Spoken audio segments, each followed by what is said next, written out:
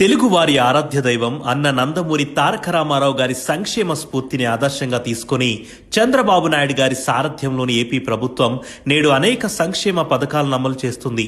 నాడు ఎన్టీఆర్ గారు 30 రూపాయలతో ప్రారంభించిన పెన్షన్ను నేడు చంద్రబాబు గారి ప్రభుత్వం 4,000 రూపాయలకు పెంచింది. అంతేకాదు దివ్యాంగులకు ఏకంగా 6,000 రూపాయలు అందిస్తూ దేశంలోనే అత్యధిక పెన్షన్లు అందించే రాష్ట్రంగా ఆంధ్రప్రదేశ్ను తీర్చిదిద్దింది.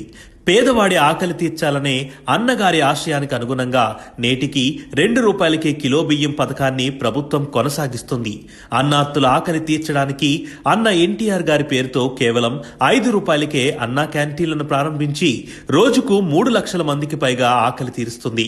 వ్యవసాయానికి నిరంతరాయంగా ఉచిత విద్యుత్ను అందిస్తూ రైతన్నల ముఖాల్లో నిత్యం ఆనందం వెల్లివిరిసేలా చేస్తుంది. తెలుగింటి ఆడపడుచులకు కట్టెల పొయ్యి కష్టాల నుండి విముక్తి కల్పించి వారి జీవితాల్లో వెలుగులు నింపేలా దీపం పథకం ద్వారా ఏడాదికి 3 గ్యాస్ సిలిండర్లను ఉచితంగా అందజేస్తుంది.